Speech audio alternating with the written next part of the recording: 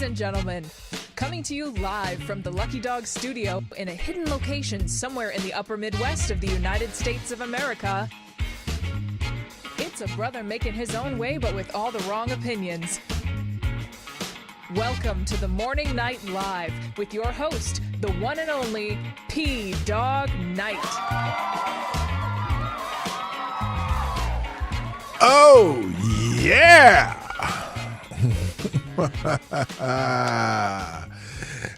Good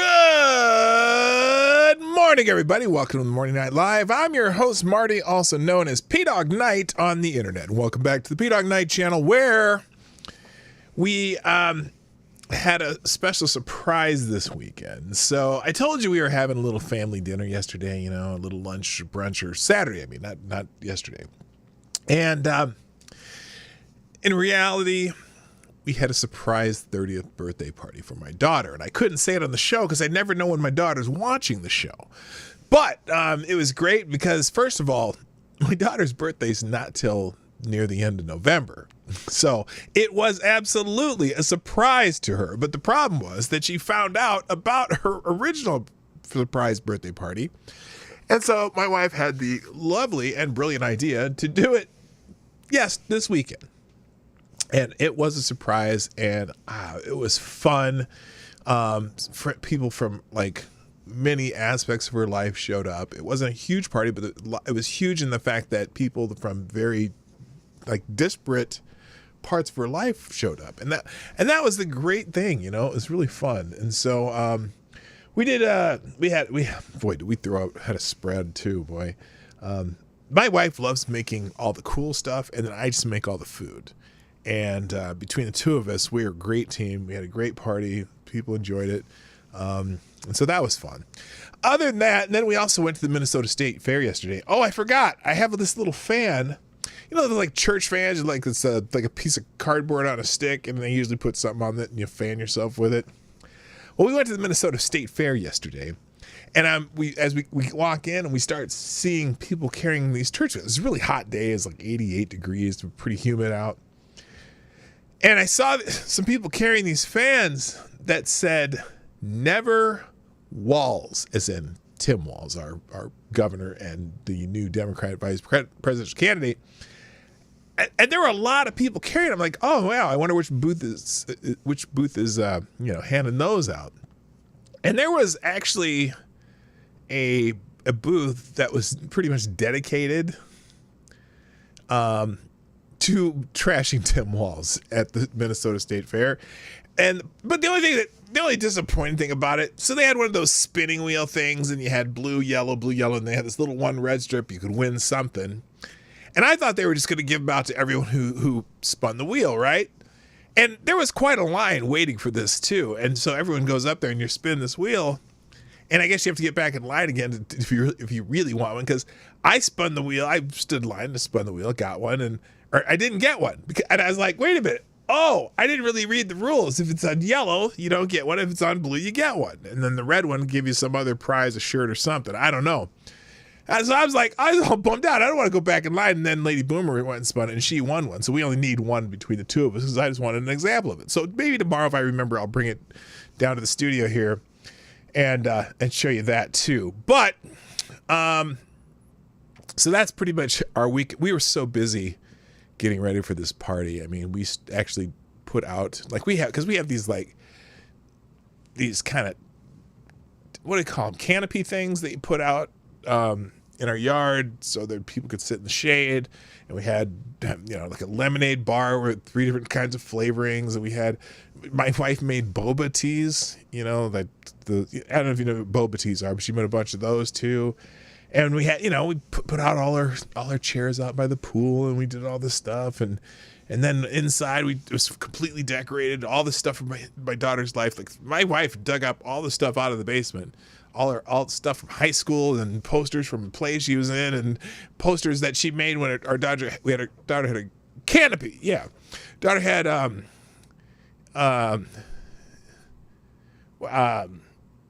shoot, what was I talking about? Just we had decorations everywhere. All these things she had from when she graduated high school and when she graduated college, and my wife even still has like when she was in preschool. this Montessori school. They had a graduation at their Montessori school. She still had the border board from her graduation school. She still had her baby blanket stored away. And so one of the chairs where our daughter sat had her baby blanket laying over it. And my daughter actually even recognized that was her baby blanket. So, I mean, it was cool. And then, she had friends from high school. She had a friend she met at the first place they moved. Her daughter's first play, play date mate, whatever. Their family was there. And, just people from all parts of it. It was great. So anyway, what was that? Someone said the only surprise birthday party was, surprise, we actually remembered your birthday. Aww, that sounds sad. P-Dog is still the family mimosa downing champ. No, I didn't drink mimosas. I drank lemonade. We did have wine. We did have beer. And even two of my grandnephews, my nephew's two sons, they drove up from Omaha for this party. I mean, it was like they got up at 5 a.m, drove up from Omaha so they could be at this party. That was a huge surprise for my daughter because she loves my nephews. Anyway, so it was cool. Yes, bubble tea. Well, boba tea is bubba tea. It's boba tea. Okay. I said boba tea. What did you think I said? I said boba tea. Anyway, it was fun. It was great. It was cool, and we were very happy. But that's not what we usually talk about on this show. We'll talk about other stuff instead. So first, before we get started, of course, I'm going to say hello. By the way, today's coffee is brought to you by Breckenridge, Colorado. I am Papa Bear, and Breckenridge. That was from when we went to Breckenridge one time when my son and his future bride and her sister, whatever, they were skiing, and we went up just to hang out with them for some, and then we just hung out in Breckenridge is a cool little town, by the way, Breckenridge, Colorado. And my coffee's still warm. That's good. That's a good thing. So, all right, let's say hi to everybody, get this thing going, because we got a lot to do. By the way, Gunfox61 has already put himself on the board. Thank you, Gunfox. You are the new Streamlabs Superstar sponsor of the day. Thank you, sir. Appreciate you. Who dropped an article in the links today, and we'll get to that one pretty soon because it's in my trending topics too. So we'll just read it then. So there we go. First in the chat today, Mr. Avocas Diabli gets the bell. All things are right in the world. Also, good morning, Kara Soldier, Mike Savage, Blarg, Anon, 1, 2, 3, is in the house. Good morning. Also, Tyler F is here.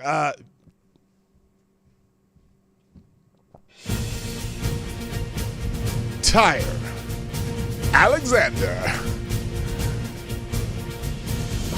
Still the Scourge? Yes, still the Scourge. Okay, is here. Good morning, sir. Good morning, Lord Stanhope and Attack Alpaca. As I scroll down, I also see Johnny Boomer Tech's in the house, and we'll just drop the Streamlabs link at the top. If you want to sponsor the show, hit that link, and you can type in a super chat. Full 256 characters, unlike YouTube, which limits your characters unless you give more money. With me, if you throw a couple bucks in the jar, you can still write that whole 256 characters. Tell me what you're thinking. Tell me what you think of the show. You know what to do. Also, who else is here? Oh my gosh, not too many. Where is everybody? I see JB's in the house. Boba Fett, no, Boba T. And Unacceptable Views in the house. Nice to see a Somnambule Nation, of course, who very kindly has beat everybody to the punch and tweeting out the show. So thank you for sharing the stream. Mike Savage also looks like, who else has shared the stream? Tyre Alexander has, and Dark Horse Rising has, and Somnambule Nation has, and Tyler F has. So thank you for sharing the stream. Share the stream. Do that thing. I don't care where you share it either. You don't have to share it on X. If you used to have other places you share stuff or whatever, just say, hey, come on and see Marty,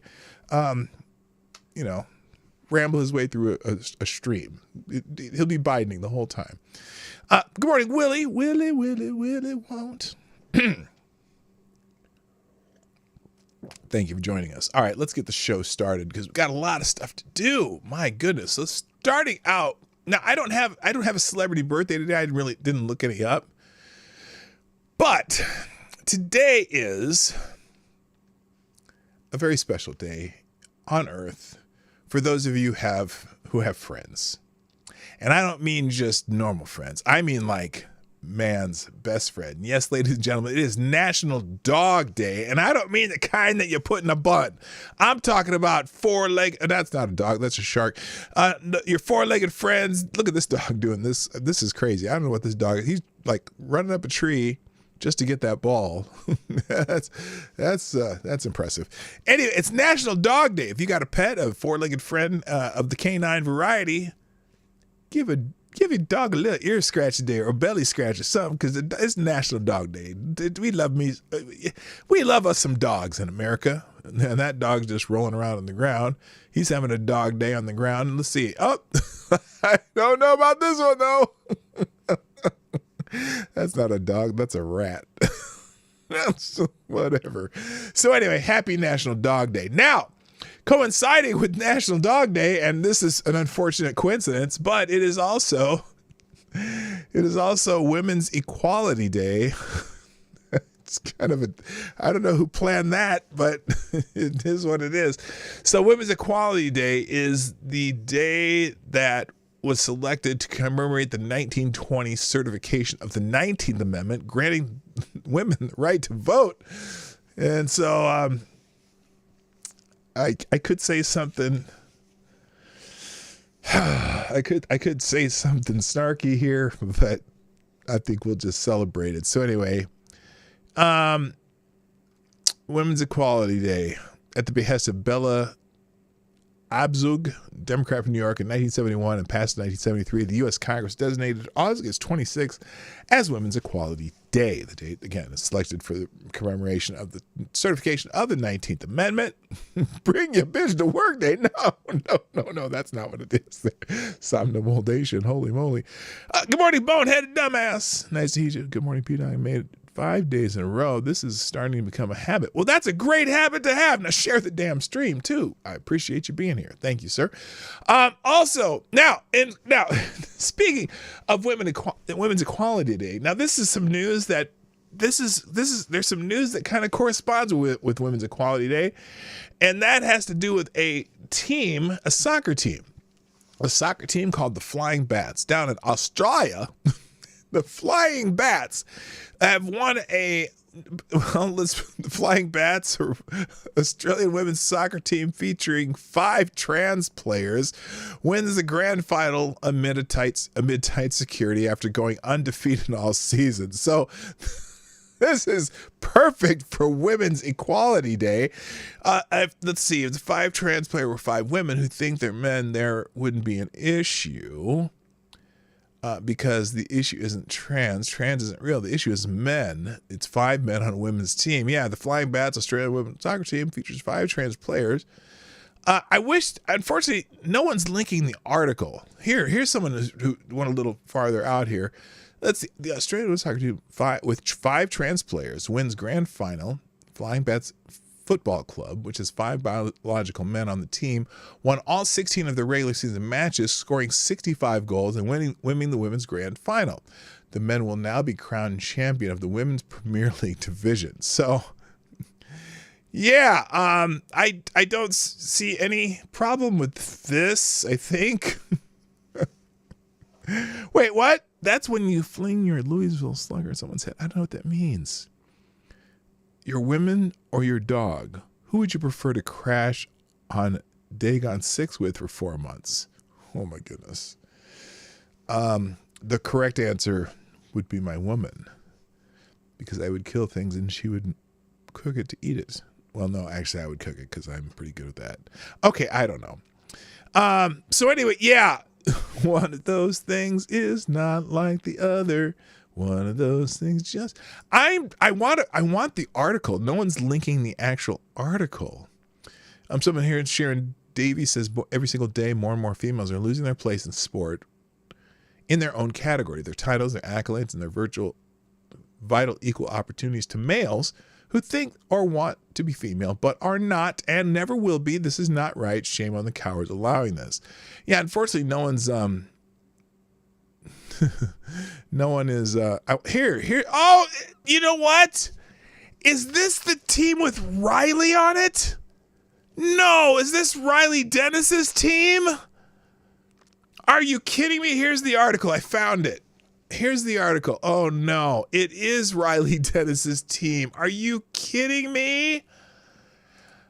Y'all remember Riley Dennis, right? From YouTube. Whatever, thing, dude, girl, self-identified. An Australian trans-inclusive Premier League women's football team with 5 male players has secured a victory in the grand final match after dominating games throughout the summer during the 2024 season of the Northwest Sydney Football Women's Premier Competition. The Flying Bats. I get the Flying Bats now. Flying Bats won all 17 games and scored 76 goals, while only a total of 8 points were scored against them. Wow.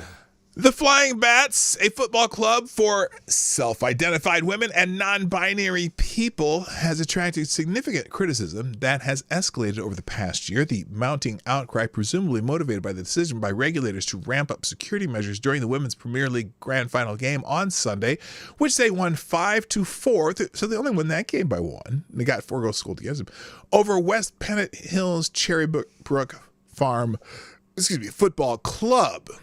So, earlier this year, the team was awarded a $1,000 prize after winning the Northwest Sydney League preseason Beryl Ackroyd Cup following a season of winning every game they played in the Women's Premier League matches 10-0.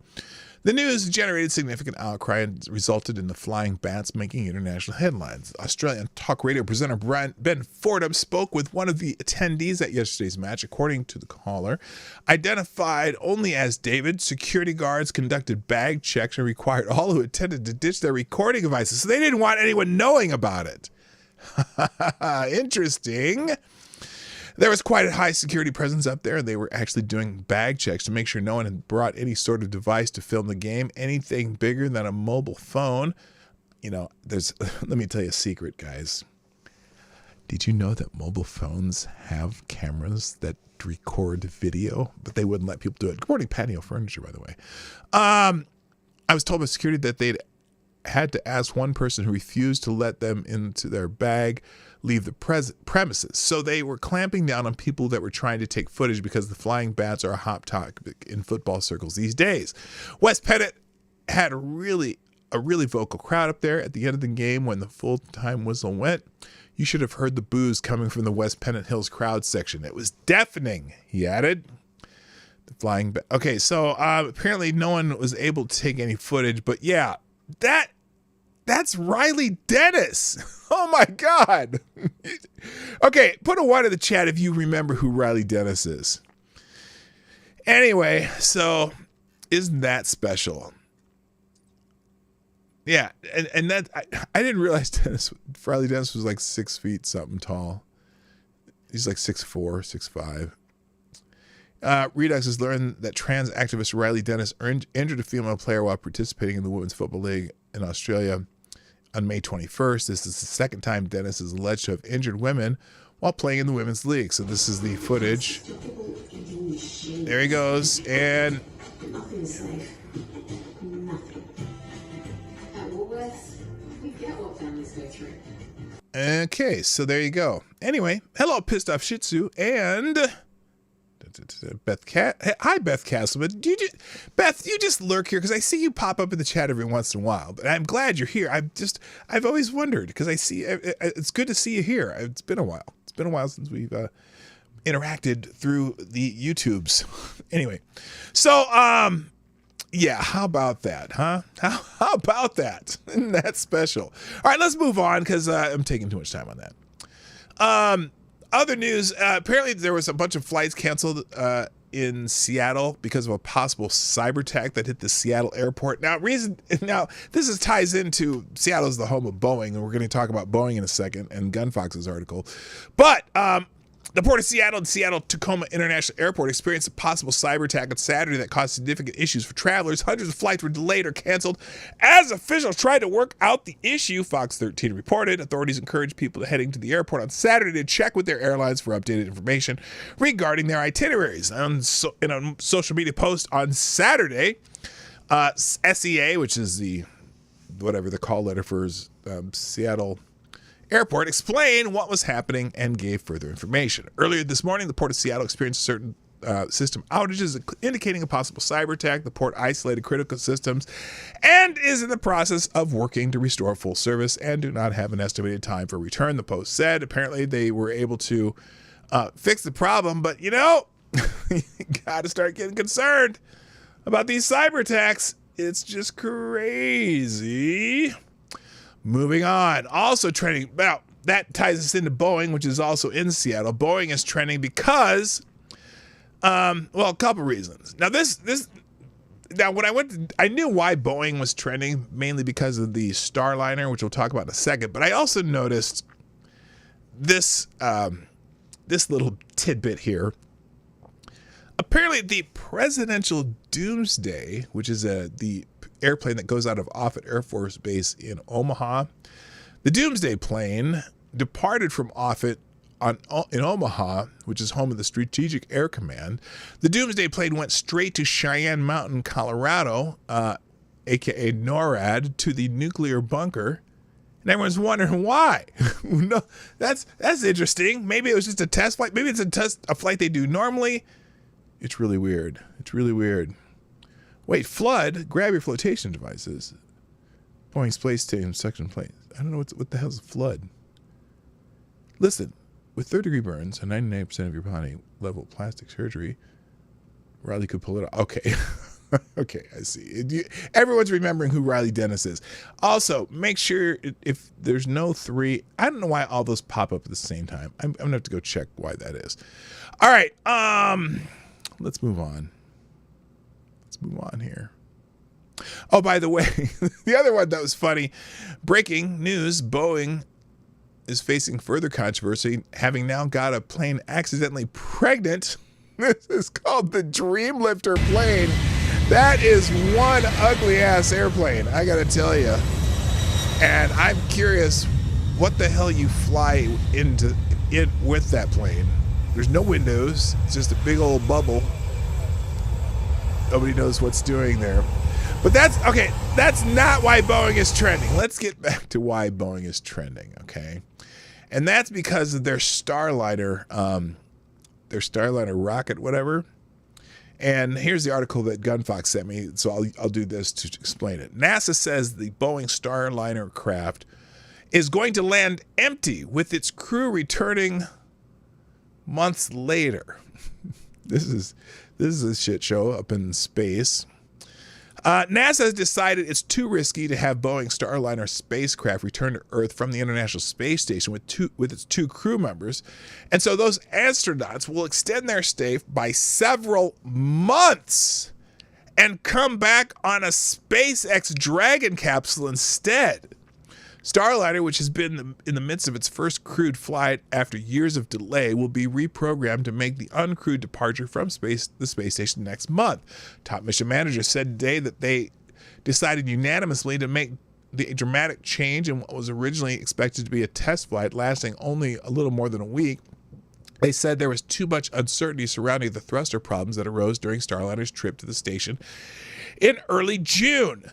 All of us really wanted to complete the test flight with crew, and I think unanimously we're disappointed not to be able to do that. Oh, you think? Especially the 2 astronauts that aren't coming back for months. They were supposed to be on the space station for 2 days, and they're not coming back for months. I'm sure they're disappointed.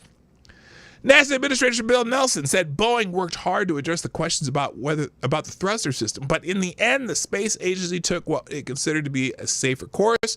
He said NASA learned its lesson from the mistakes done in the past, including safety lapses that led to space shuttle disasters in 1986 and 2003.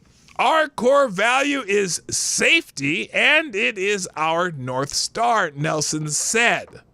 Well, that's fine and dandy now that the two astronauts are stuck up at the space station. For more than 2 months, NASA and the Boeing have been working to figure out why 5 of the 28 maneuvering thrusters on Starliner's service module malfunctioned during the spacecraft's approach to the space station. Hey, at least a door didn't fly off, right? You know what I mean? No. Good God. It's been a long summer for our team, said Steve Stitch, manager of NASA's Commercial Crew Program. Engineers determined that the thrusters experienced overheating and that was above what they were designed to face, and on-the-ground tests showed that such conditions could cause Teflon seals in Starliner's oxidizer lines to swell up, reducing the thruster's performance. Stitch said that temperatures within a housing for the thrusters known as a dog house became hotter than we thought. The heating effects from a different set of thrusters added to the concerns. He said there was just too much uncertainty in the prediction of the thrusters. So, because of all this, astronauts Butch Whitmore and Suni Williams are going to be up there for a while. I'm sure they didn't have anything to do at home. They didn't have to pay their water bill or, get the trash out or whatever. And so I'm sure somebody's at home telling them whatever. So here's what's going to happen. Here's the backup plan. In the days ahead, NASA will run through a rehearsal for having Starliner undock from the space station under remote control. The uncrewed craft's departure date will be scheduled after that rehearsal, and most likely sometime as early as September, with touchdown planned at the White Sands Space Harbor in New Mexico. A SpaceX Dragon that's currently docked to the station will be reconfigured to accommodate Wilmore and Williams in the event of an emergency. And the next Dragon crew rotation mission, which is set to launch no earlier than September 24th, will carry 2 astronauts instead of the previously planned 4. 2 of the seats on that Dragon will be designed to fit Wilmore and Williams, and ballast will be added to represent their weight on the way up. The Dragon will also bring up an extra SpaceX spacesuit to supplement a spare suit that's already on the station. In a posting to the X social media platform, SpaceX President Gwynne Shotwell said that SpaceX stands ready to support NASA however we can. So that's the official. They're going to get them down with some SpaceX technology. SpaceX is also trending. And then also here on Breitbart, Elon Musk SpaceX to rescue astronauts stranded in space on the Boeing Starliner. So that's what's going on in space. In space. There, that's better. That works. So anyway, by the time they come home, they'll be a family of 5. I don't know that these two people are related in any way, although they might be getting related when they're bored. Good morning, Zed the Snarky, by the way. Also, who else did I see show up? Shrapnel's in the house. Nice to see you guys show up. Welcome, welcome, welcome. Moving on. And then there's other SpaceX news. Apparently, now the reason I wanted to, I stopped here. By the way, Polaris Dawn set for historic spacewalk. I don't know what that is. SpaceX is doing a major launch every 3 days now. Next year, they'll launch every 2 days. So this is interesting. World of statistics. SpaceX, when they launched their first flight in 2006, they were doing 1 flight a year. Same with 2007. 2008, they had 2. 2009, they had 1. 2010, they had 2. Look at these later years, though. The last 5 years. 2020, they launched 27 times. 2021, 33 times. 2022, 61 times. 2023, 98 times, and 82 times this year as of August 26. So they're that's amazing how many flights that SpaceX is putting up into space. That's crazy. I think having those reusable tanks and all that stuff that fly and land standing up is pretty cool. So there you go. Yeah, pigs in space. That's what I was trying to remember. Pigs in space. That's what I was trying to do. Thank you, Some Noble Nation. Okay, what's next here? Oh, let's talk about Telegram. And I am not a user of Telegram. I know a lot of people use it. It's kind of this encrypted kind of social media platform, self-directed. Well, Telegram's having a little problem. and it's not necessarily with the app, so to speak, but more with its founder, Pavel Durov. Apparently, Telegram founder Pavel Durov has been arrested at a French airport. Now, this is interesting. By the way, there's a lot of people kind of in that, free Pavel Durov, this is a free speech thing. We don't know why specifically yet. But anyway, authorities arrested Pavel Durov Saturday, at Bourget Airport just outside of Paris. Bloomberg reported the billionaire founder and CEO of the popular messaging app Telegram was reportedly arrested, as confirmed by the Russian embassy in Paris. Bloomberg reported the embassy sought confirmation from French officials after French media first reported his arrest, citing unnamed sources. We immediately asked the French authorities for an explanation of the reasons and demanded that they ensure the protection of his rights and provide consular access. The statement on the embassy's Telegram account said, according to Bloomberg, as of today, the French side has so far avoided interacting on the issue. The arrest is said to be connected to a French police investigation concerning Telegram's moderation policies. Now, my understanding, there are now not just because of free speech issues, there are also possibly some less than kosher things about young people on Telegram. I'll put it that gently. But I don't know for a fact. I just know that it may not just be because they piss off the European Union, although it could be. Anyway, the arrest was said to be connected to a French police investigation concerning Telegram's moderation policies or the alleged lack thereof. Oh, they don't censor enough? Is that what it is? French authorities suspect Durov of neglecting to prevent the criminal use of his messaging service, according to AFP. Bloomberg reported. I wish they'd stop saying Bloomberg reported. He is scheduled to appear in court on Sunday. The arrest of Durov has triggered widespread outrage, with numerous high-profile people speaking out against it. So there's Robert F. Kennedy. French just arrested Durov, founder of CEO of encrypted, uncensored Telegram platform. The need to protect free speech has never been more urgent, but they don't have free speech in the European Union. Same with Elon Musk, fight for freedom. And then somebody named Chris Pavlovsky, I think he's the Rumble guy. I'm a little late for this, but for good reason. I've just safely departed from Europe. France has threatened Rumble, and now they have crossed a red line by arresting Telegram CEO Pavel Durov, reportedly for not censoring speech. Rumble will not stand for this behavior. Okay, so a lot of people, they're jumping on it. The French have been kind of tight-lipped about why they arrested him. The 39-year-old billionaire was traveling from Azerbaijan in his private jet when he was detained in France pursuant to an arrest warrant. Reuters reported Durov is a Russian-born entrepreneur who has been based in Dubai.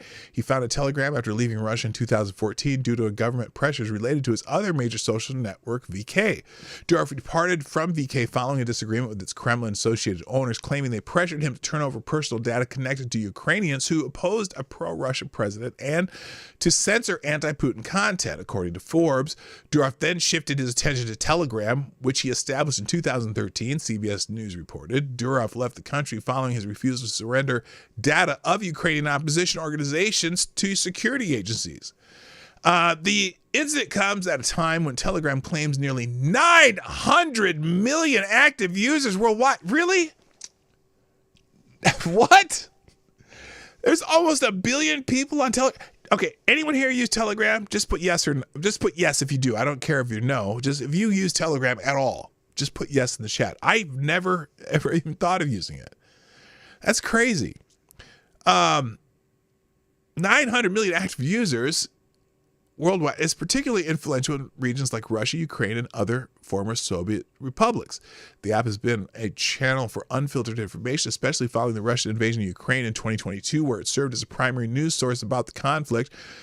Both Ukrainian President Vladimir Zelensky and Russian government officials frequently use Telegram to communicate with the public and disseminate news.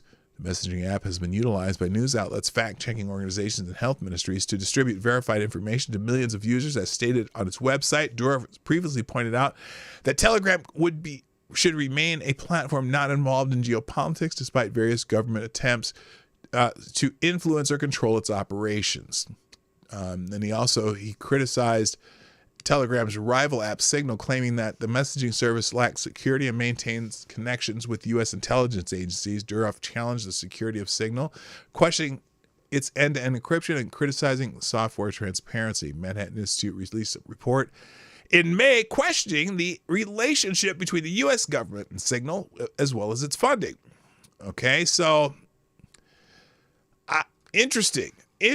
So we don't know details, but if that's because of their moderation policies, that's not good. All right, real quick. Thank you, Avocado Stay. I'll be sponsoring the show, dropping a 223, aka small bullet, in the tip jar, who says, well, if he was arrested in Paris, we know it couldn't be for raping a 13-year-old in a hot tub. Oh my God. That's a Roman Polanski joke.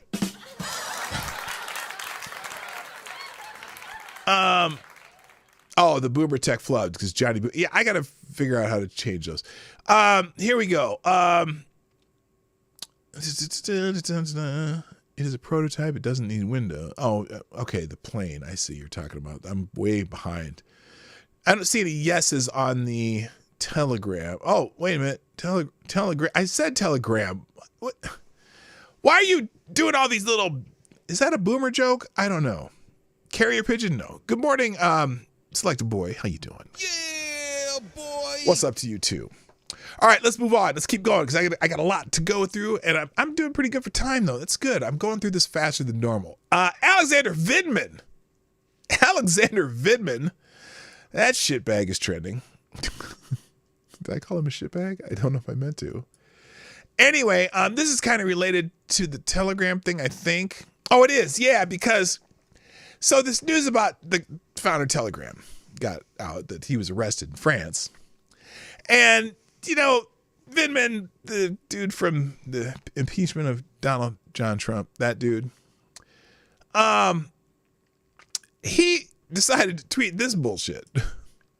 While Durov holds French citizenship, is arrested for violating French law, this has broader implications for other social media, including Twitter, aka X, the app formerly known as Twitter. There's a growing intolerance for platforming disinfo and malign influence, and a growing appetite for accountability. Musk should be nervous. Oh, really? This is Alexander, not Andrew. This is Alexander. Wow. Are you saying, Alexander Vindman, that Elon Musk should be arrested too? Now, I know that some of the European Union folks aren't happy with Elon Musk, kind of for certain reasons. And so this guy says the Vindman brothers, not Elon Musk, should be in prison. So this guy says it's a direct threat to Musk from the spooky connected Vindman, in case you think the free speech side is being hysterical, or that RFK's allusions to totalitarianism in his speech were nutty. America, find your common sense again. Find your principles. Yeah, that's yes, exactly, AD. Fuck them. they go to hell.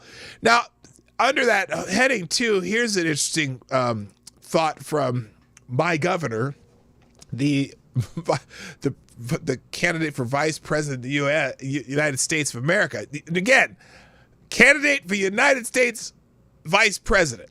Here's what he has to think. Here's his thoughts on free speech. I think we need to push back on this. There's no guarantee to free speech on misinformation or hate speech, and especially around our democracy. I don't care what the context of this is. Now, I know that Ed and Brian, the Krassenstein brothers, and the Krassenstein's brother, uglier twin brother, saying this is out of context. He's talking about disinformation about voting and blah, blah, blah, blah, blah, blah, blah. Hello? I don't recall when I read the First Amendment in the Constitution of the United States of America where it says anything about information, misinformation, disinformation, malinformation, or any other kind of information. It says the the something ability to free speech shall not be abridged or some shit like that, right? The free speech, that's all it says. And in fact, if you go back into some of the historic campaigns of the day, when after they wrote the Constitution, they ratified the new Constitution, and if you looked at some of the different newspapers and political ads of the day, they accused each other of some crazy shit back in the day, and often none of it was true, but they were brutal. You think Donald Trump talks shit about people? They were brutal back then. And there was nothing that says, no, you shall not have anything that is misinformation or malinformation. That has no. The right of the person to speak freely, speech is sacrosanct. Did I say that right? I don't think I did, but you know what I mean. You know what I mean. You know the thing. Come on, man. You know the thing. So, by the way, the very next post here, as this is Alexander Vindman licking the boot. All right, moving on. Also trending, Oasis is trending. Now, we're in the music section of the show. We have a couple bands trending. Actually, there's three. I probably should have put the one Isaac Hayes too. In fact, maybe I will. Let me see if I can. Open a new tab. Twitter, X, formerly known as Twitter. Because this is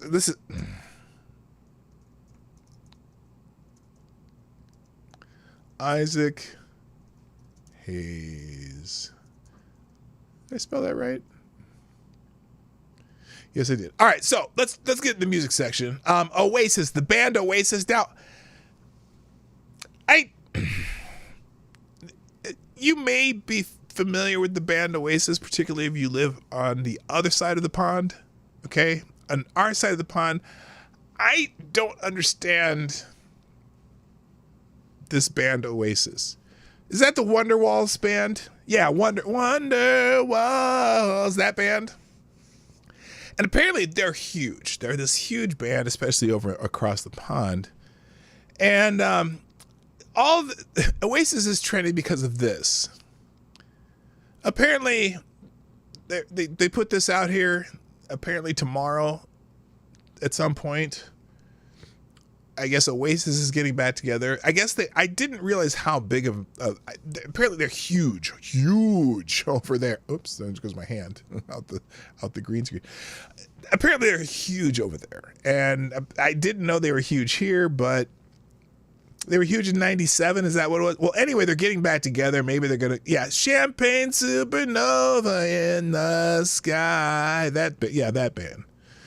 But that's the only song. Oh, Champagne Supernova and Wonderwalls. Those are the two songs that I know from Oasis. Apparently there's others, and maybe I just don't realize they're Oasis.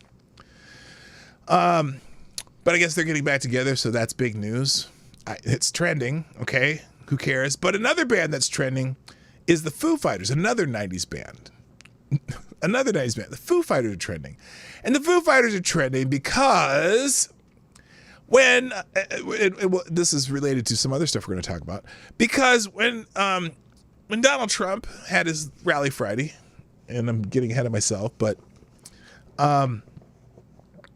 he and Robert Kennedy Jr. came out at his rally and came out and endorsed Donald Trump, and he came out to the Foo Fighters song, "There Goes My Hero, Marching as He Goes." That song. There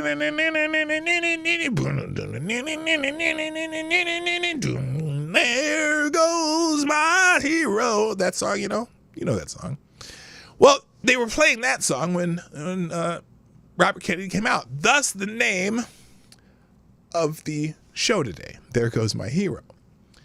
And so some people were asking Dave Grohl of the Foo Fighters, did you let Trump use that song? Did you let him use that song?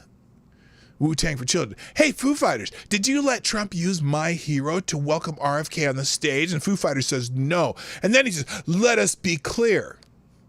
Well, here's the problem, dumbasses. You don't need the Foo Fighters' permission to use that song if you have a BMI license. Because they're a BMI artist, and if you have to have the BMI license to use their art, and then they get royalties from whenever you use it, depending on the size of the crowd, blah, blah, blah, blah, blah. And the Trump campaign, and both the Trump campaign and the venue have that license.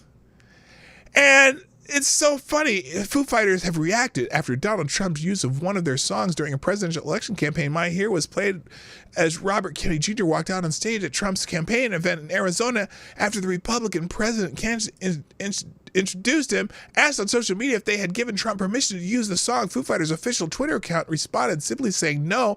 They also reposted a screenshot of their comment on their page on X with the caption, let us be clear. A spokesman for the band told PA News Agency Foo Fighters were not asked permission, and if they were, they would not have granted it. They don't fucking have to. They don't own the rights to their own music in some sense. You know what I mean?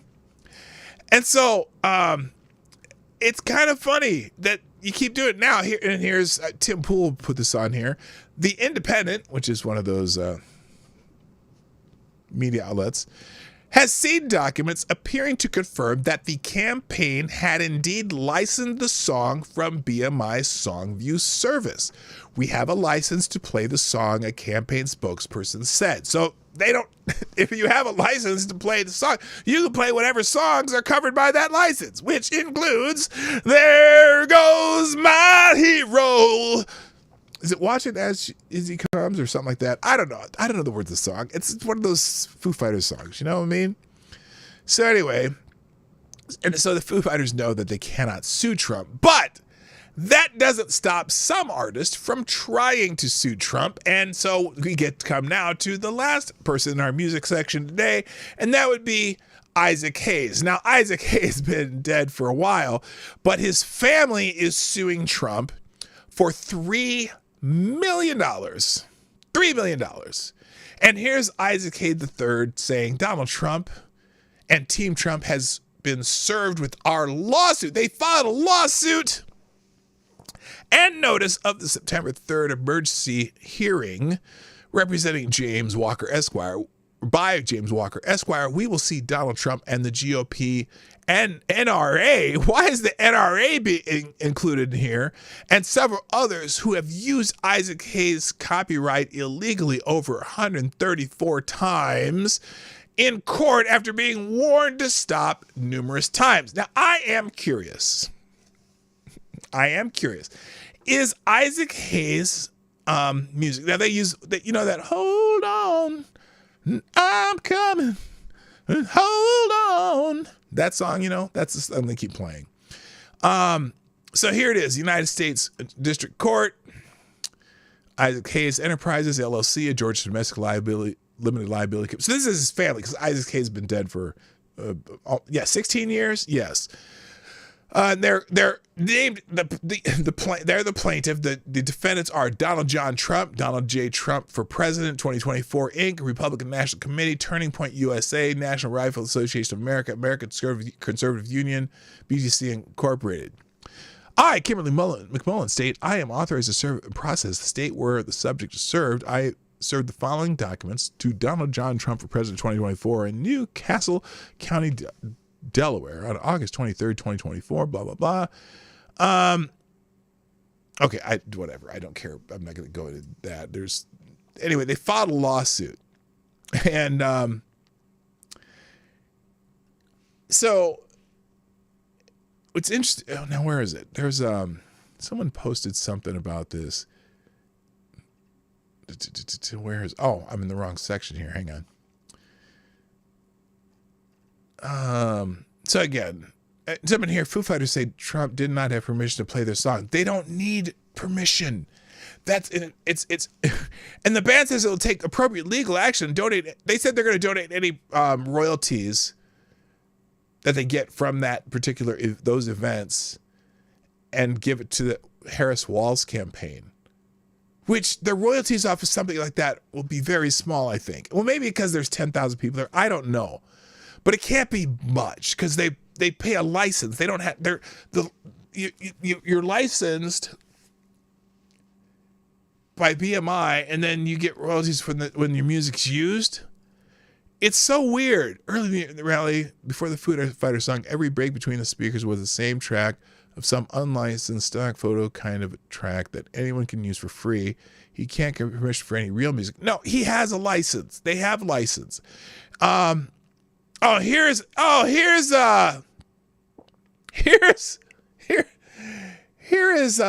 I guess this is Isaac Hayes Jr. talking about this. Let's hear him.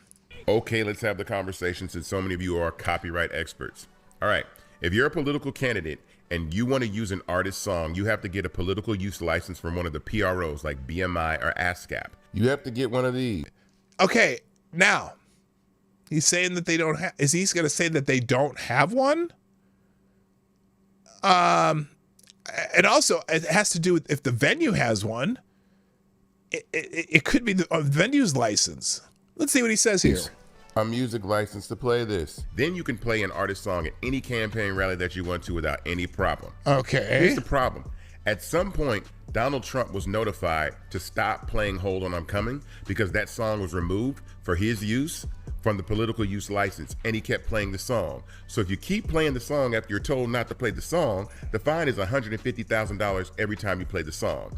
If you play the song before you get the license, the fine is $150,000 every time you play the song. This would be easy to solve because we asked Donald Trump to provide proof that he had a political use license and when that license exists. And we know it doesn't because we know the song had been terminated for him to play. So artists, if you want to be able to pull your music from candidates, you got to notify your PRO and tell them, I don't want this particular candidate using any of my music, or you can have all of your songs opted out for political use. So that's for the writers of the record. So you have to contact your PROs. So to all the copyright experts out there that have no idea what they're talking about, you get a political use license. So feel free to continue to educate me on copyright law. Thank you. Okay, so we'll see how that goes. There you go. Good morning, Scribe Light. Dog Thrapple. It was removed for his use. You can't just deny him the use. I am very, very interested in seeing how that lawsuit goes. So anyway, that is why Isaac Hayes is also trending. All right, let's move on. Kamala wins with joy. You know, they're really pushing the joy theme with Kamala Harris. And I got to thinking about this a little bit over the weekend in between cooking salad, making pasta salads and whatever. I made this really good pasta salad, man. Bowtie pasta and cubed zucchini, yellow squash, sun-dried tomatoes, feta cheese, cheddar cheese, Greek vinaigrette. Oh, it was delicious. It was so good. And I also made one of those broccoli bacon salads. That's like a staple whenever I do summer salads. And then I made that. Then I also made this like spring salad with ramen noodles with this kind of a Thai dressing. That was really good. I'm getting hungry. And then we had pulled pork and some hot dogs too. Anyway, I don't know why I started talking about that. But anyway, I got to thinking about the joy theme while I was cooking because I was cooking. So, Oh, and I made the best New York cheesecake I've ever made. It turned out so amazing. And I used to make cheesecakes a lot, but this was by far the best one I've ever made. So, but what I got to think about was this joy theme that the Harris Walls campaign is really pushing a lot. And I was thinking about that, and it hit me like a ton of bricks. That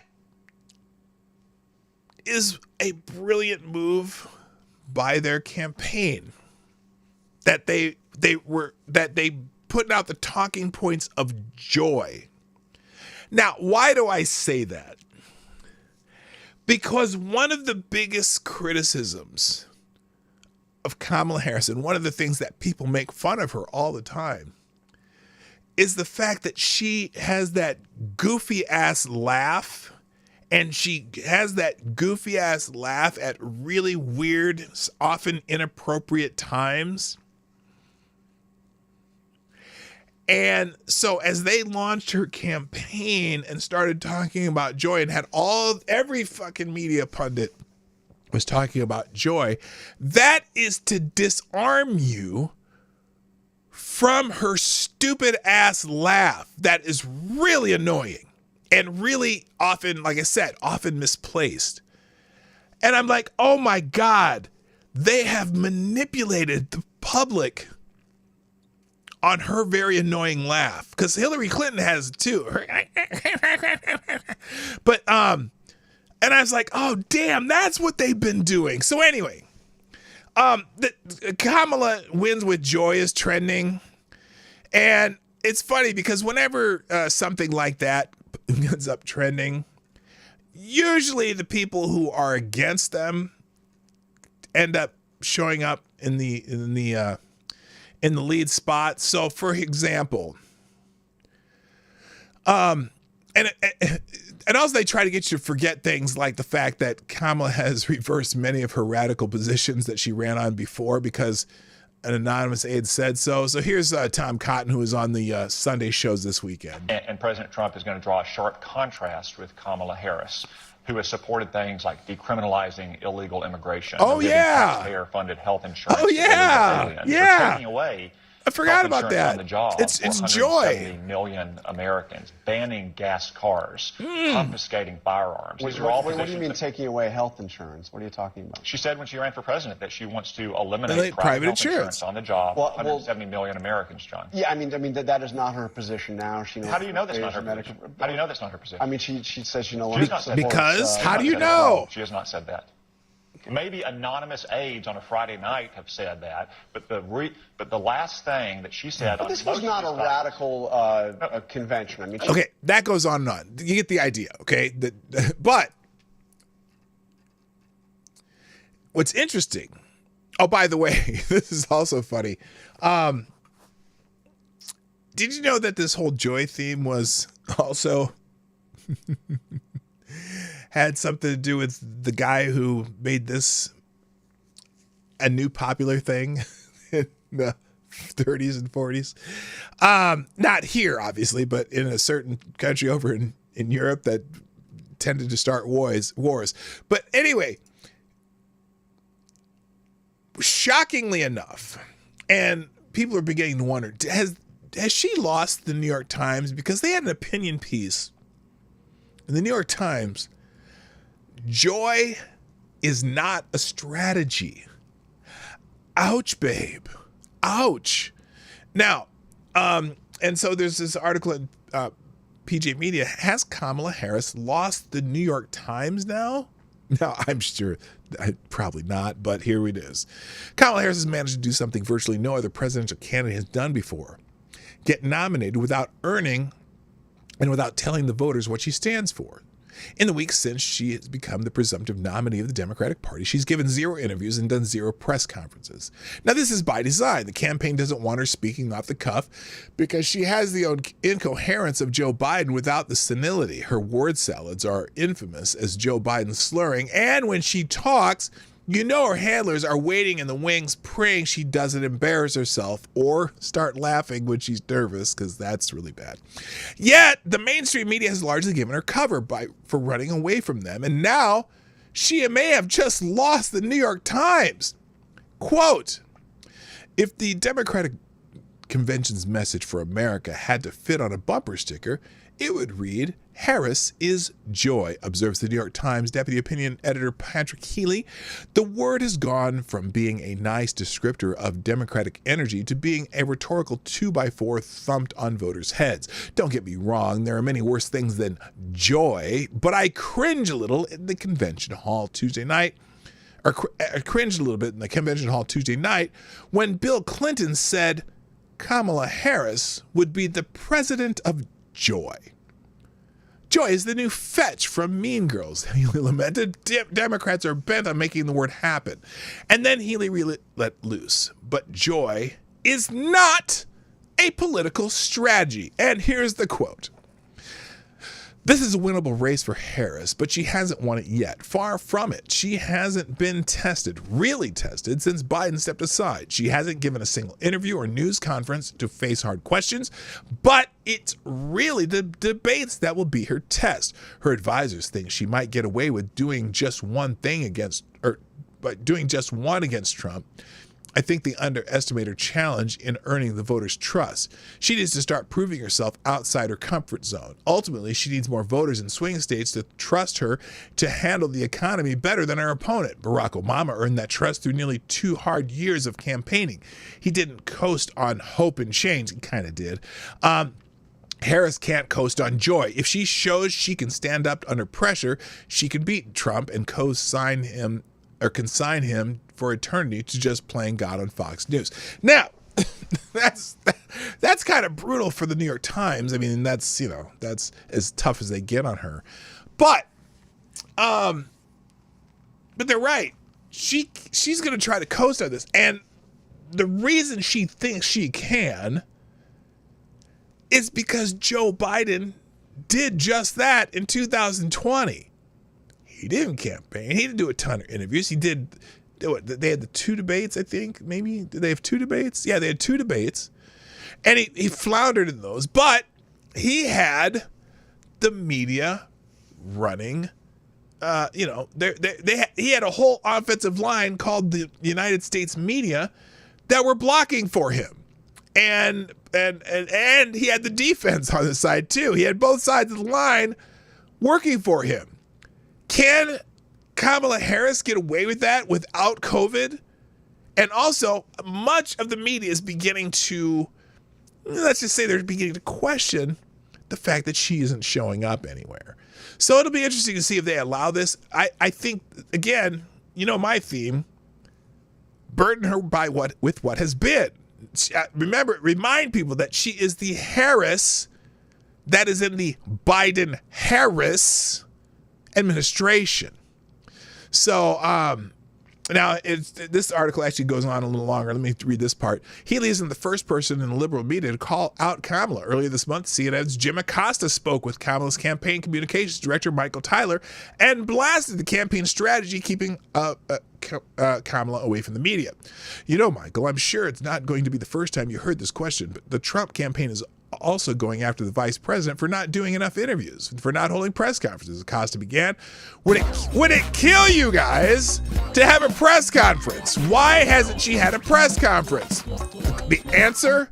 Listen, the vice president and Governor Walz have been busy crisscrossing the country since the launch of this campaign and adding Governor Walz to the ticket. You saw the ways in which they went across the battleground states last week, generating rallies of thousands, 10,000 here, 15,000 here.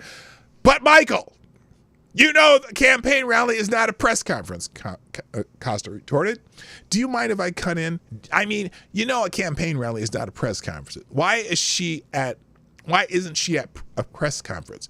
She's the vice president. She can handle questions. Why not do it? Well, because she can't. That's the truth. So, that is, let's see what's going on there.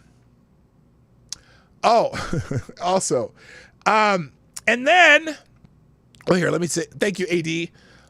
Avocado Stialbi dropping another small bowl of the tip jar, who says, Joy is also a dish soap.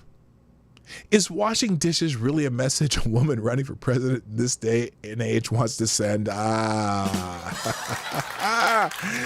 Thank you, Avocado Stiabli. I'm not so sure. So, now, but it's not just the New York Times. It's not just Jim Acosta from This is CNN. Now, here's an AP headline. Oh, wait. This is the hagiography. She's the sitting vice president. She's the candidate of change. Change? Change? What do you mean change? She's the Harris in Biden-Harris. How much change can there be? How Harris is having it both ways. Oh, this is a puff piece on Kamala Harris. I get it. Let's see if I can fit on the screen there.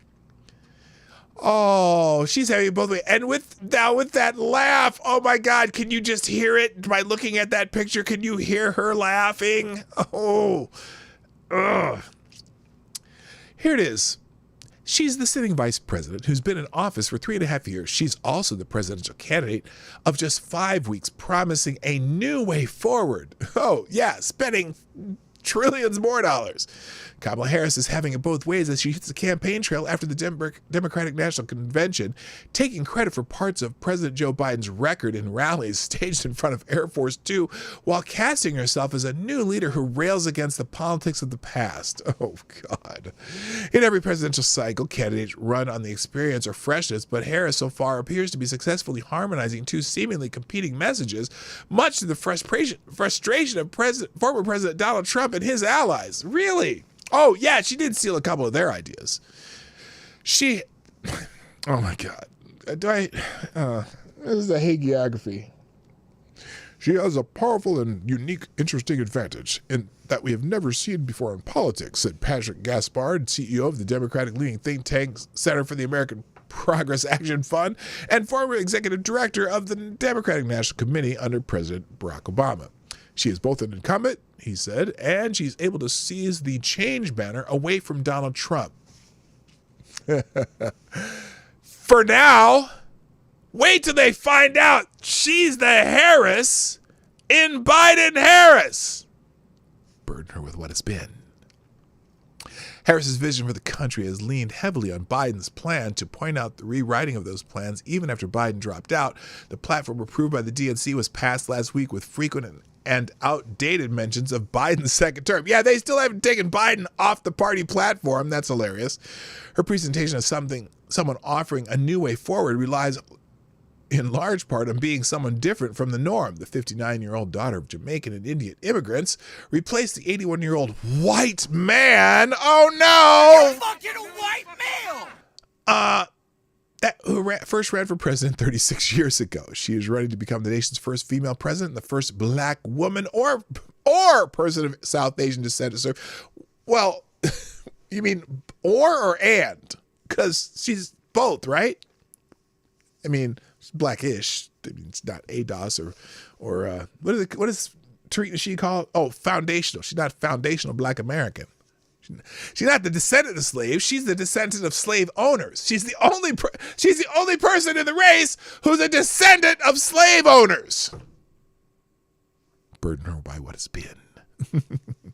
2/3 of Democrats wanted Biden to drop out after his debate performance against Trump, which crystallized longstanding concerns among among the public and many prominent Democrats in private about his readiness. His readiness? He's already there.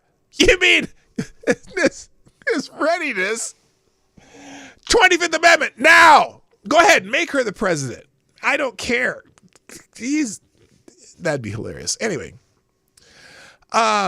Okay, I don't need to read this, but anyway, they've taken this. They're actually.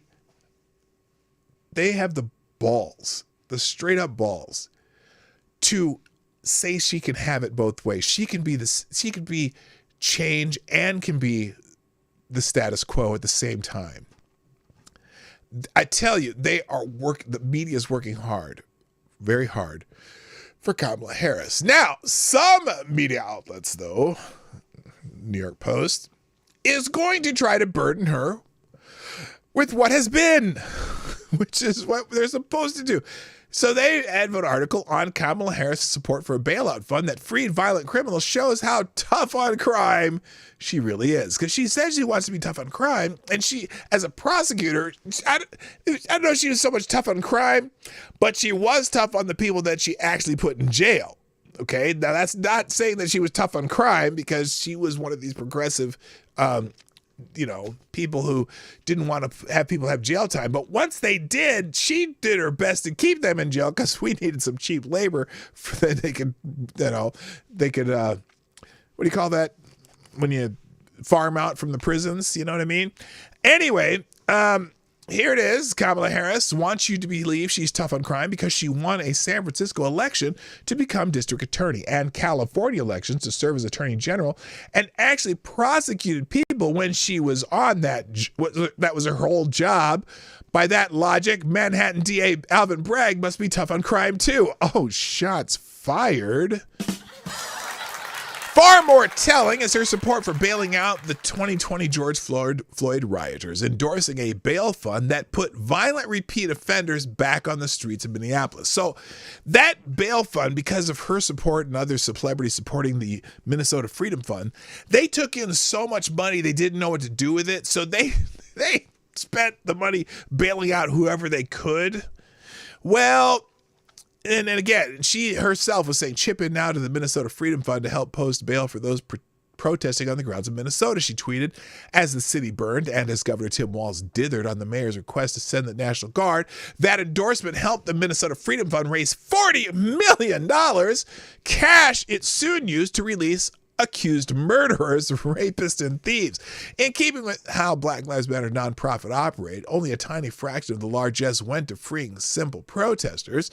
Among the sketchy recipients of the Minnesota Freedom Fund bail funds, Darnika Floyd got out on a $100,000 bond after being accused of stabbing a man who refused to have sex with her.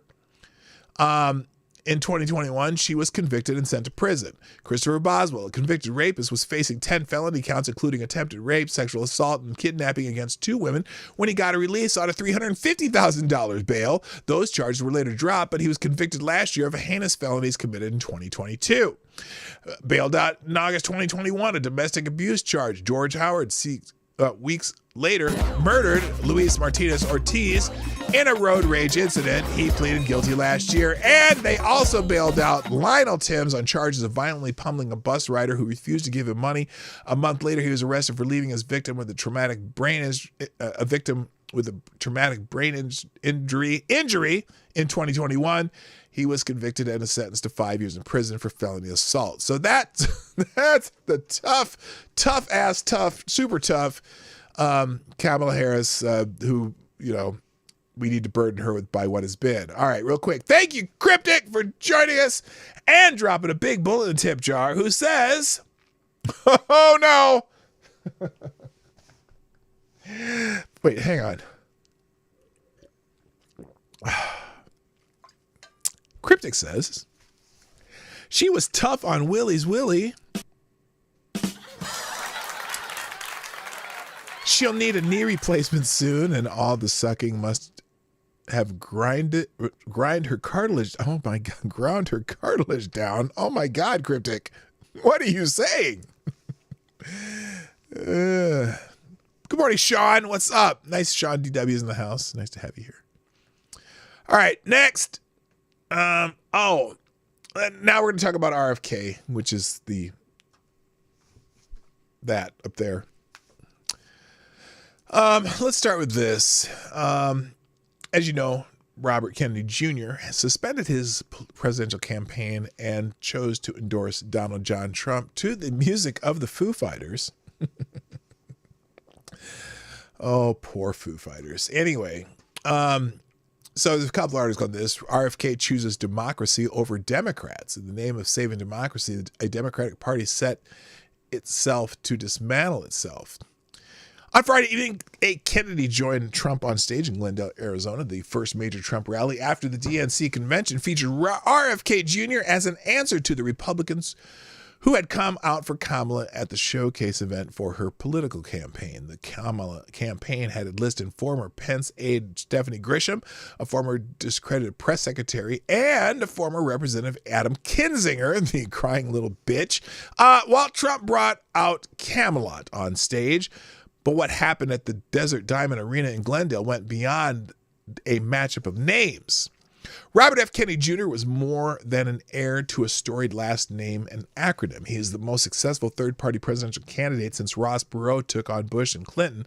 Earlier in the summer, before the Biden coup, RFK Jr. had been polling as high as 10%, despite media coverage that veered in between hostile contempt and determined disregard. And he had done it without Perot's massive fortune or the media's endless willingness to give the billionaire airtime in the eventually successful hopes of kneecapping Bush and aiding Clinton.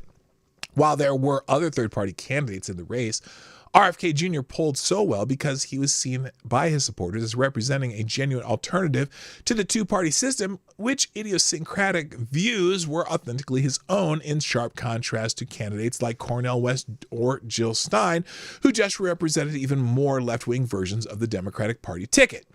Prior to his endorsement of Trump, there had been talk of meetings between the Kennedy scion and both presidential campaigns, but in a compelling speech, RFK Jr. laid out his reasons for breaking from the party so tied to his family and rejecting overtures from the Kamala campaign. Well, I don't know about overtures, more like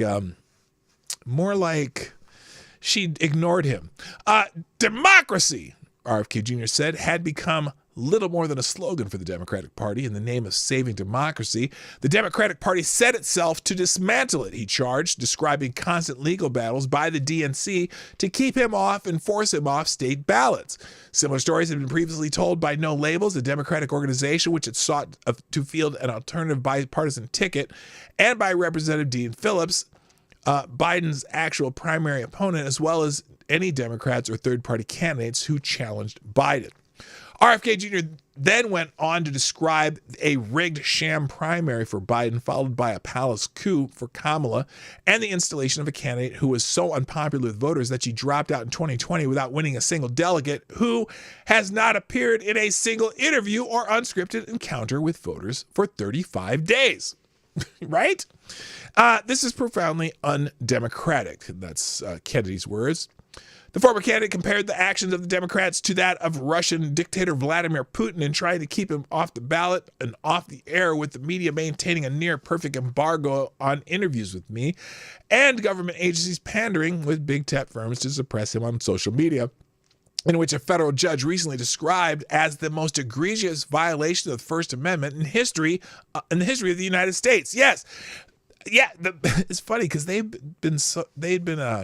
a lot of the social media have been censoring him too. In fact, he has just recently got the go-ahead from a judge to pursue lawsuits against, I think, the DNC and some social media companies. I think Meta in particular.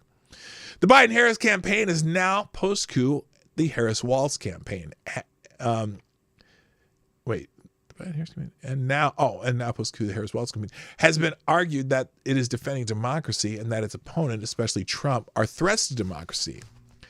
And are you ready to vote for democracy? Biden began his remarks at the DNC. He warned of clear and present threats to our very democracy, claimed that democracy has prevailed, democracy was delivered, and that we came together in 2020 to save democracy by presumably voting for him. Now democracy must be preserved by voting for Kamala.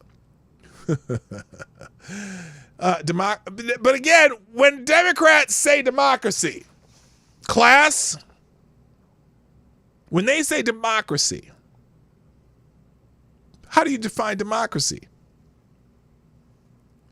Democrats are our people in power. I won't say just Democrats because they have some, like Adam Kinzinger, technically a Republican, but whatever. When Democrats say democracy, they mean our people in power. It's about power, not by anything that resembles democracy. And since we don't necessarily have a democracy on the federal level anyway, but in his speech, RFK laid out a different vision of democracy, not as outcome, but as process. To Biden, any process, no matter how undemocratic, that ends with him or his party winning means that democracy has prevailed. RFK, however, argued that the party that his family had long belonged to and even defined had abandoned the process of democracy.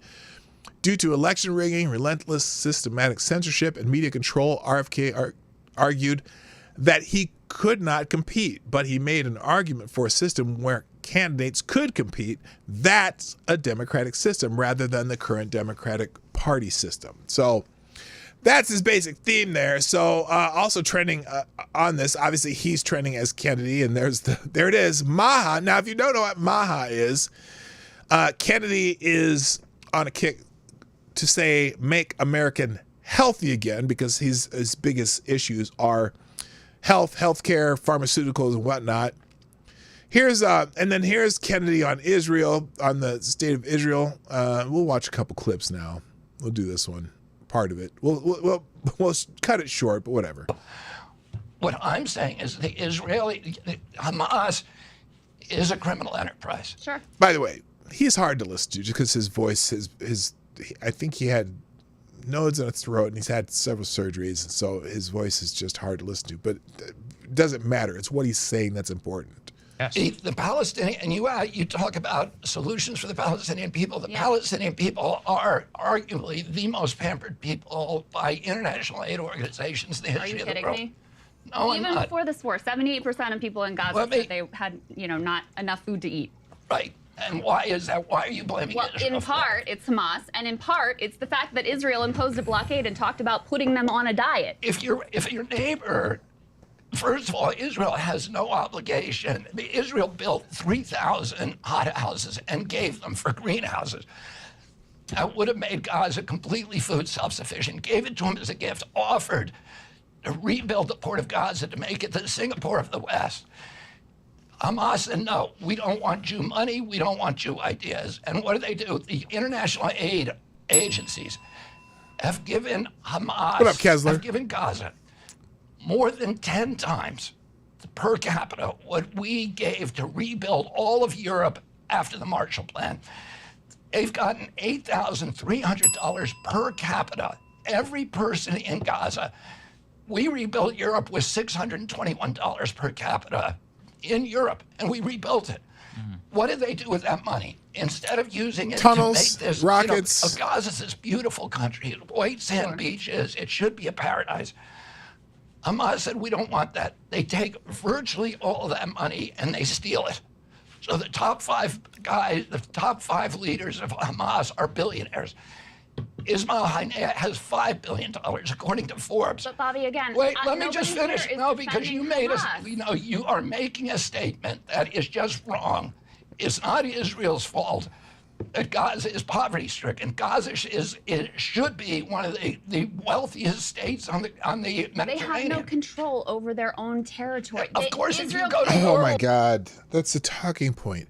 Israel hasn't been in Gaza since, what, 2016, 2014, something like that?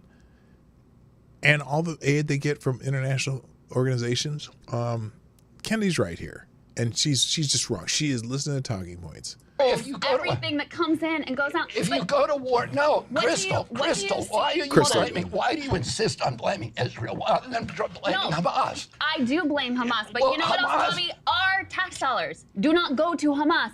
They go to the Netanyahu and government. why? And you it's know our what? bombs, 22,000 You know of which what are being most- bombed, dropped on the civilian population right now. You know what most of our tax dollars have gone for? For the Iron Dome, which is a way of not invading Gaza. Our country and Israel for 16 years have expended this huge amount of money to try not to go into Gaza, while Gaza sent 2,000 rockets a year, suicide bombers, and of course Israel's And how going many to times has Israel come in and quote-unquote mowed the lawn? They've gone in 5 times. Because you committed an act of war against a country that can kick your ass. So you just keep letting them shoot rockets into Israel?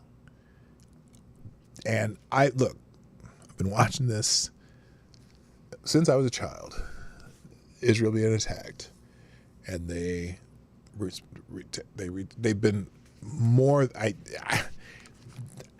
It's insane how many times they've accepted certain treaties, accepted certain boundaries. They removed themselves completely from Gaza in 2016, and still to this day, Gaza. And I don't think it's just the rank and file Palestinian, but certainly Hamas' goal and their charter is for the destruction of Israel, and from the river to the sea. So anyway, we're gonna skip. Let's see. I'm gonna skip those. So anyway, do I have, I thought I didn't want this here. I'm going to move this one over. Hang on. We're going to move this over because there's a couple articles here. So anyway, big news, trending, RFK, Kennedy's trending. RFK endorses Trump. Also, RFK Jr. Tells tells Shannon Bream that President Trump is preparing to make a series of announcements that other Democrats are about to join his campaign. The unity parties to defeat the Democrats oligarchs is underway. So this, I'm curious about this. This is interesting. Listen to this. Campaigning actively, I think President Trump is going to make a series of announcements about other Democrats who are joining his campaign. And I want to make America healthy again, and so does President Trump. So those are objectives.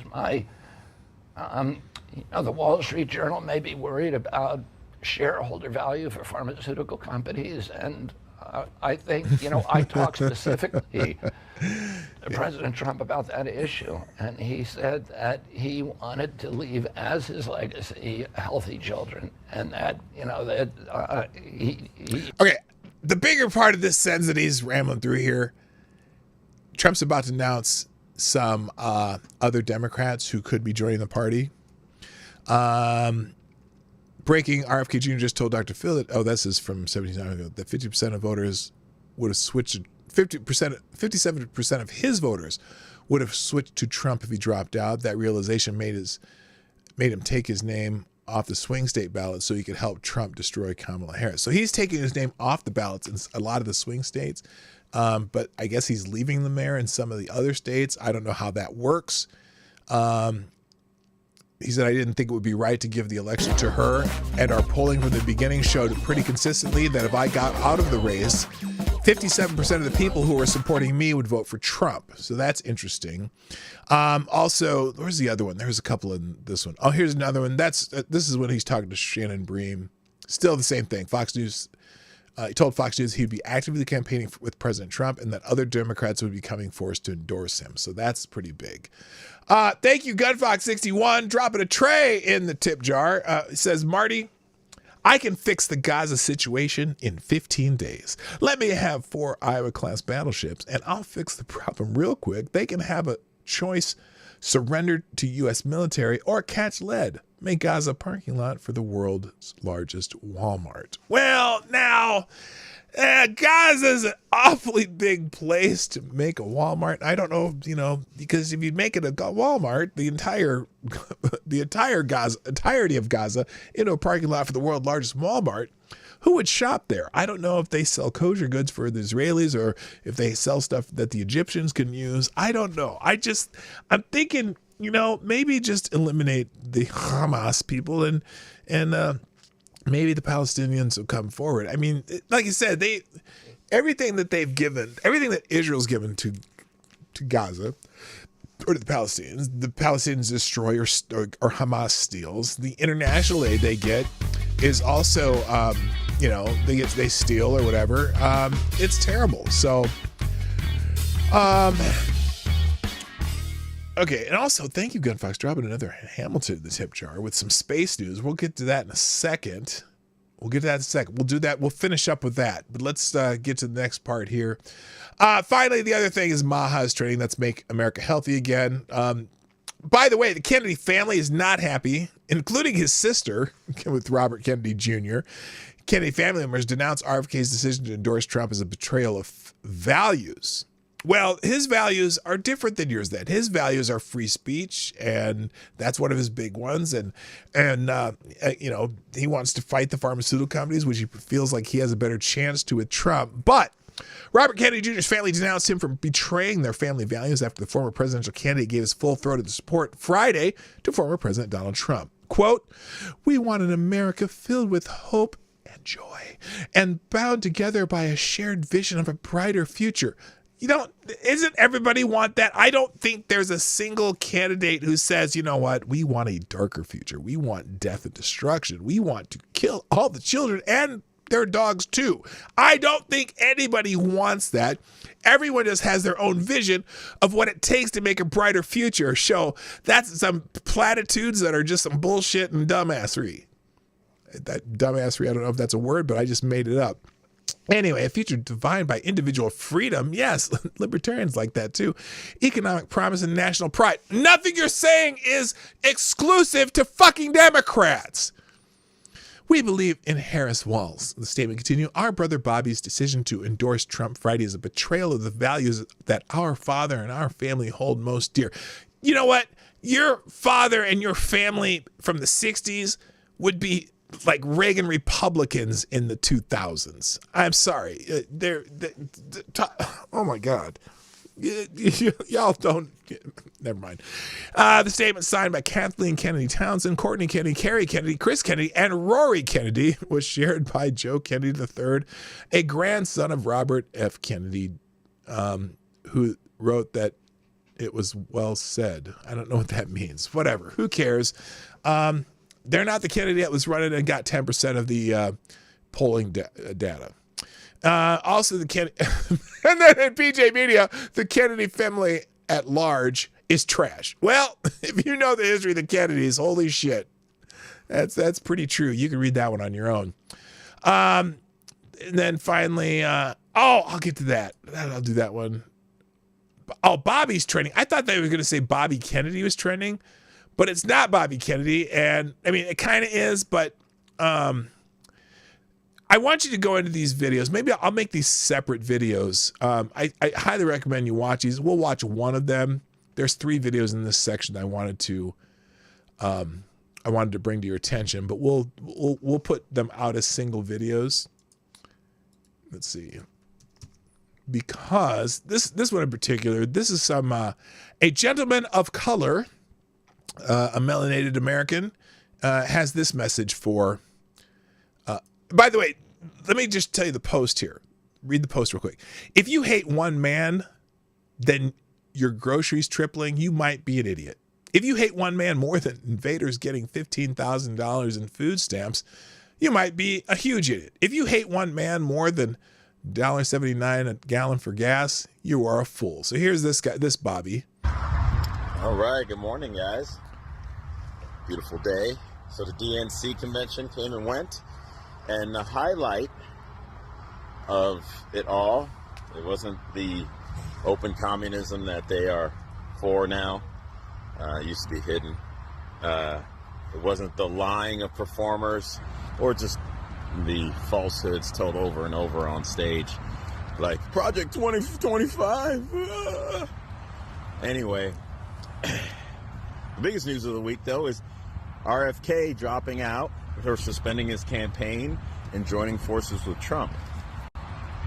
Boy, at this point, with everything that's been seen, if this was a movie, I think everyone would know who the bad guys are. So the question is, are you standing next to the bad guys, the groups of censorship and poisoning our kids and with the food and shutting down people who have different ideas? Or are you down for individual liberty and freedom? It's pretty clear now, guys. So, look, it is what it is. And I think if you're out there, you're a MAGA Trump supporter, RFK supporter who's joining over, welcome. But we don't need to be afraid of them anymore. Look who you're standing next to, and look at the death cult standing next to. They literally had a mobile castration and baby murdering machine out there. So it's pretty free castration, or not castration, free vasectomies and abortions at the Democratic National Convention. What? Yeah, remember that? Okay, so that's his message. What was the other one? There's 3 of them on here. Oh, there's a great ad for Trump on here too. It's 3 minutes long though, so I'll just put it in the links next to that one. And what was the third one? There were 3 of them. Oh, it looks like it went away. I better not scroll too fast.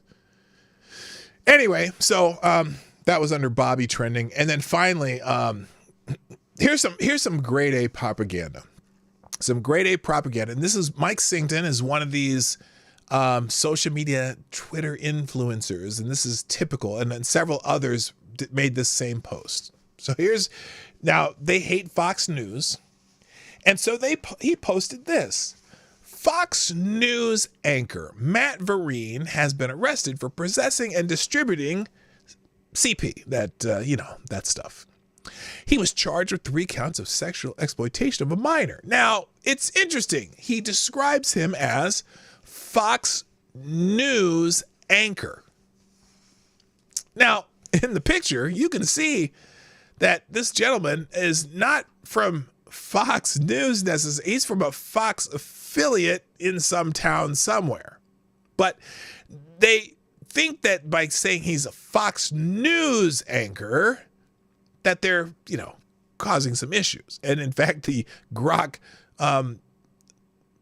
up here saying the Fox. Now, this is a Fox anchor, not Fox News anchor, but Fox anchor. So Grok got it right. But here's multiple people saying it. Fox News anchor, Fox News anchor, Fox News anchor, breaking Fox News anchor. And it's interesting. I've been keeping it, whatever. Here it is. Ben Vereen. Now Simon and Taba got it right. Matt Vereen, a sports anchor and reporter for the Fox television station in Columbia, South Carolina, because that's not Fox News. That's a different Fox. That's a completely different thing. Has been arrested for possessing and distributing CP, right? And in fact, someone down here finally, someone made note that this Matt Vereen is he's a Kamala Harris supporter. he's got a Twitter account, an X account, and he's been posting. He's a Democrat, and he's squarely in the Harris Walsh camp. So anyway, you can scroll down and find that. So that's the shot and the chaser all in one. All right, let's finish up with this article that GunFox gave me, and then we're going to get out of here. More space news. Let's see. And thank you again, dropping another Hamilton in the tip jar, GunFox. I appreciate it. I appreciate you greatly. This is the final. We'll finish up with this. Polaris Dawn civilian crew prepares to head it to orbit on SpaceX craft. Polaris Dawn, an ambitious all-civilian space flight, is scheduled to lift off Tuesday. That would be tomorrow, when the mission commences with the launch of a SpaceX Dragon capsule. 4 private astronauts will rocket into the upper reaches of the Earth's orbit, where they will conduct the first ever commercial spacewalk, among other things. The mission has the potential to be a historic one, not just because of the many firsts that billionaire entrepreneur Jared Isaacman's crew hopes to accomplish. A successful mission would also be a crucial step in laying the groundwork for future deep space exploration as NASA and other space agencies set their sights on destinations like Mars. Isaacman, the man behind the 2021 Inspiration 4, the mission that became the first ever private orbital space flight, helped bankroll Polaris Dawn along with Elon Musk's SpaceX. The mission was initially scheduled to launch early Monday before a 24-hour delay. Still has the potential to be scrubbed due to factors such as poor weather conditions or unexpected issues with the spacecraft. If everything goes on plan, here's how to watch it. You can watch. There's a link here where you can watch it. So apparently, this is, let's see, after arriving last week at NASA's Kennedy Space Center in Florida, the 4-member crew of Polaris Dawn are scheduled to embark on the Earth's orbit mission as early as Tuesday. So that's huge. It's a fully private crew and flight. That's pretty damn cool. And I'll put that, I'm going to move that over by the SpaceX news so that they're all kind of grouped together when you go into the tabs today. So there we go. We'll move it right here. All right, so there you go. All right, thank you, GunFox, again, hijacking the show, dropping Hamilton. And that's it, ladies and gentlemen. I got to go. I appreciate you joining me today on the Morning and Night Live on Metal Monday. I'm here Monday through Friday, 10 o'clock Eastern, 9 o'clock Central. And lots of people here today. Appreciate everyone in the chat, chatting away. Thank you, sponsors, GunFox, Avocados Diaboli, Cryptic, for your generous donations, and GunFox supplying a few extra tidbits to put into the show. But as you know, I will drop all these links in the chat as soon as I click the out of here button. And so if you want to see some of these stories, the full stories and or links and or memes and or pictures, they will be in the chat and the description of the YouTube video that accompanies this live stream. So that's it. Gotta go. My name is P Dog Knight, and I'm out of here. Bye-bye. Have a great day. Here come the links. See ya. Hey, this is P Dog Knight, and thanks for watching today on the P Dog Knight channel.